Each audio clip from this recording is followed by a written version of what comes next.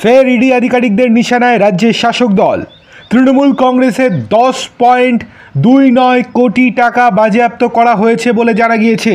সোমবার বিকেলে কেন্দ্রীয় তদন্তকারী সংস্থার তরফে একটি বিবৃতি দিয়ে বলা হয়েছে যে ইডির দিল্লির আঞ্চলিক দপ্তর এই কাজটি সম্পন্ন করেছে। শাসক দলের বিরুদ্ধে খবর প্রকাশ্যে আসতেই ইতিমধ্যেই তোলপাড় শুরু হয়ে গিয়েছে রাজ্য রাজনীতিতে। প্রসঙ্গত উল্লেখ্য, প্রধানমন্ত্রী নরেন্দ্র মোদী সোমবার বিকেল 5টা নাগাদ নাগরিকত্ব সংশোধন আইনের নতুন নিয়ম ঘোষণা করার বিষয়টি সামনে আসে। পরে অবশ্য নমো জাতির উদ্দেশ্যে ভাষণ দেবে বলেও জানা যায়।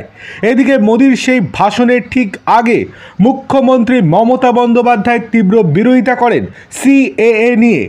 মমতা বন্দ্যোপাধ্যায় সাংবাদিক বৈঠক নিয়ে যখন চর্চা চলছে, ঠিক সেই সময় প্রকাশ্যে আসে ইডির নতুন টুইট। তারপরেই শোরগোল ওঠে বঙ্গ রাজনীতিতে।